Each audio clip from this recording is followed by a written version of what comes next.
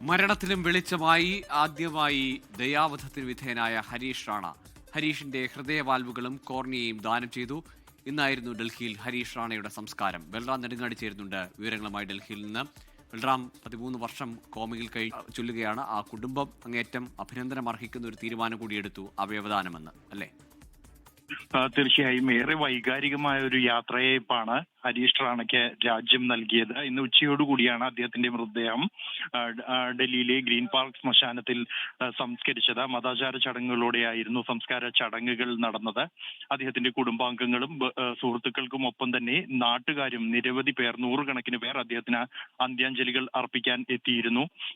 ഏറെ വൈകാരികമായ ഒരു കോടതി വിധിയുടെ കൂടി അടിസ്ഥാനത്തിലാണ് അദ്ദേഹത്തിന്റെ ദയാവധം, രാജ്യത്ത് ആദ്യത്തെ ദയാവധം നടപ്പാക്കിയത്.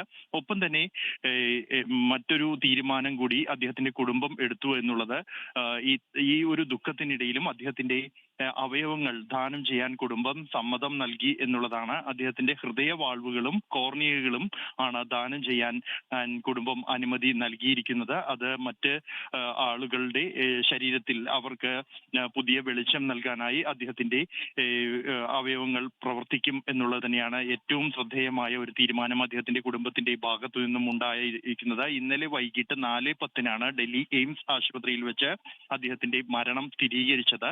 മാർച്ച് 11 സുപ്രീം കോടതിയുടെ നിർണായകമായ ഉത്തരവിന്റെ അടിസ്ഥാനത്തിലാണ് അദ്ദേഹത്തിന് പിന്നീട് എയിംസ് ആശുപത്രിയിലേക്ക് മാറ്റുകയും ഘട്ടം ഘട്ടമായി യന്ത്രോപകരണങ്ങൾ നീക്കം ചെയ്യുകയും അദ്ദേഹത്തിനെ സ്വാഭാവിക മരണത്തിന് വിട്ടുകൊടുക്കുകയും ചെയ്തിരിക്കുന്നത്.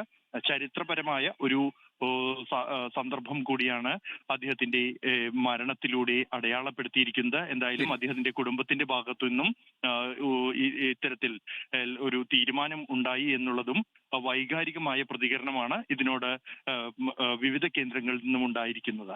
ശരി, ബൽറാം നെടുങ്ങാടിയാണ് വിവരങ്ങൾ നൽകിയത്.